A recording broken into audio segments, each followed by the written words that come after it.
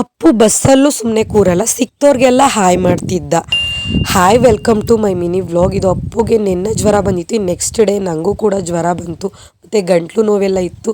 ಈಗ ಆಲ್ರೆಡಿ ನನ್ನ ವಾಯ್ಸ್ ಕೇಳಿ ನಿಮಗೇ ಗೊತ್ತಾಗ್ತಿದೆ ಅಂದ್ಕೊಂಡಿದ್ದೀನಿ. ಹಾಗಾಗಿ ಬೆಳಗ್ಗೆ ಎದ್ದು ಸ್ವಲ್ಪ ಉಪ್ಪನ್ನ ಹಾಕ್ಕೊಂಡು ಬಾಯಿ ಮುಕ್ಕಳು ಸುಗ್ದು, ಅದಾದಮೇಲೆ ಸ್ವಲ್ಪ ಜೀರಿಗೆ ಮತ್ತು ಉಪ್ಪು ಎರಡನ್ನೂ ಕುದಿಸಿ ಸ್ವಲ್ಪ ಬಿಸಿನೀರನ್ನ ಕುಡಿದು, ಅದಾದಮೇಲೆ ನಾನೊಂದು ಕಷಾಯನ ಮಾಡಿಕೊಂಡೆ.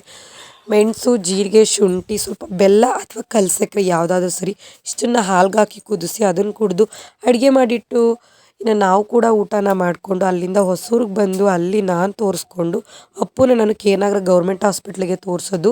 ಅಲ್ಲಿ ನಮ್ಮನ್ನು ಬಸ್ ಹಸ್ಬಿಟ್ಟು ಅವರು ಹೊಸಕೋಟೆಯಲ್ಲಿ ಕುಡಿ ಮುರಿಬೇಕಿತ್ತು ಅಂತ ಅವರು ಅಲ್ಲಿಂದ ಅಲ್ಲೇ ಹೊರಟರು. ಅಪ್ಪು ಅಂತೂ ಬಸ್ಸಲ್ಲೂ ಸುಮ್ಮನೆ ಇರ್ತಿರ್ಲಿಲ್ಲ, ಸಿಕ್ತವ್ರಿಗೆಲ್ಲ ಹಾಯ್ ಮಾಡಿಕೊಂಡು ಮಾತಾಡಿಸ್ತಿದ್ದ.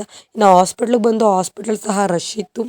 ಅಲ್ಲಿ ಡಾಕ್ಟರ್ನಿಗೆ ತೋರಿಸ್ಕೊಂಡು ಅಲ್ಲಿಂದ ಮೆಡಿಕಲ್ ಶಾಪಿಗೆ ಬಂದೆ, ಇಲ್ಲಿ ಮೆಡಿಸಿನ್ ತೊಗೊಳೋದಂತ ಹೇಳಿ. ಇನ್ನು ಈ ಹುಡುಗ ನನಗೆ ಗೊತ್ತಿರೋನೆ, ನನ್ನ ತಮ್ಮನ ಫ್ರೆಂಡೇನೆ. ಅವನು ಅಲ್ಲೂ ಕೂಡ ಕೇಳ್ದ, ಅಕ್ಕ ಇಲ್ಲಿ ವ್ಲಾಗ್ ಮಾಡಲ್ವಾ ಅಂತ. ಜೊತೆಯಲ್ಲಿ ಇದ್ದಿದ್ದರಿಂದ ಸರಿಯಾಗಿ ವೀಡಿಯೋ ಮಾಡ್ಕೊಳಕ್ಕಾಗಲಿಲ್ಲ. ಇನ್ನು ಅಲ್ಲಿ ಮೆಡಿಸಿನ್ ತೊಗೊಂಡು ಡಾಕ್ಟ್ರ್ ಹತ್ರ ಬಂದು ತೋರಿಸ್ಕೊಂಡು ಅಲ್ಲಿಂದ ನನ್ನ ತಂಗಿ ಮನೆಗೆ ಹೋಗಿ, ಅವರು ನಿನ್ನೆ ಸಂಜೆ ಅಮ್ಮ ಬಂದಿತ್ತು ಅಂತ ಹೇಳಿ ನಾನ್ ವೆಜ್ ಮಾಡಿದರು.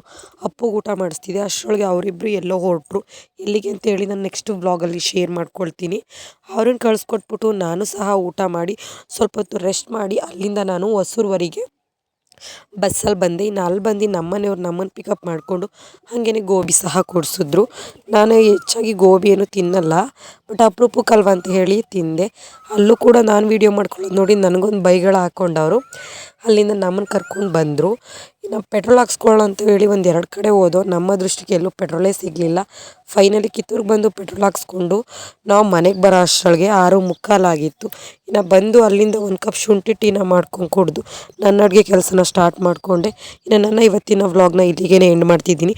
ಇಷ್ಟ ಆದರೆ ಪ್ಲೀಸ್ ಲೈಕ್ ಮಾಡಿ, ನನ್ನ ಪೇಜ್